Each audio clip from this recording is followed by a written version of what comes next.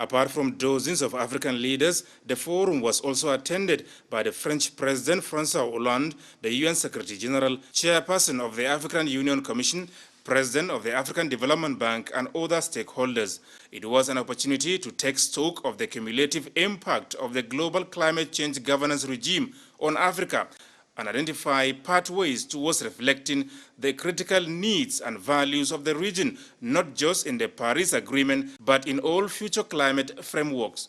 President Buhari, who reflected on Africa's journey in the global climate negotiations, said time has come for milestone decisions in favor of the continent. He said a united front must be forged by the international community to particularly save Lake Chad ecosystem from further depletion.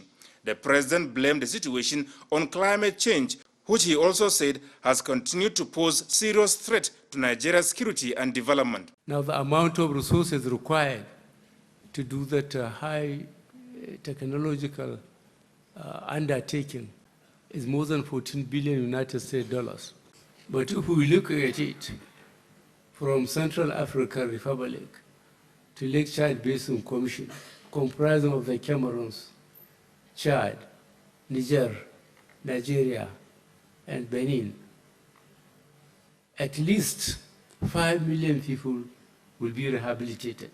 President Muhammadu Buhari, whose views were corroborated by leaders of the countries affected by depleting Lake Chad, said the mutually challenging situation affecting Africa and beyond must be collectively addressed without further delay.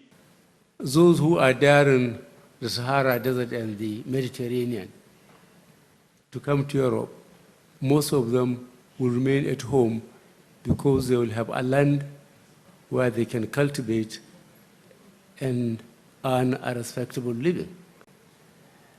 This is a very serious situation, and this project, more than any other project, demands the attention of the world. I am feeling for top priority on this for the Lake Chad and for investment in alternative power to cooking, so that there will be less demand for cutting the wood. The UN Secretary-General, Mr. Ban Ki-moon, said any effort aimed at securing a better future for all humanity will be supported by the United Nations. Science tells us we have only a few years left before the window could close on our ability to prevent severe, pervasive, and irreversible climate impact. There is no time to change course. The time is right now, right here. We must revive the Lake Chad Basin.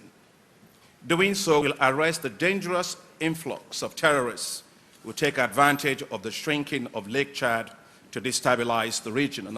President Buhari, alongside 4 other African leaders, earlier met behind closed doors with the United Nations Secretary-General, Mr. Ban Ki-moon. In the meantime, the president has returned to Abuja after a 3-day climate change conference in Paris, France. From the State House, Adamu Sambu, NTA News.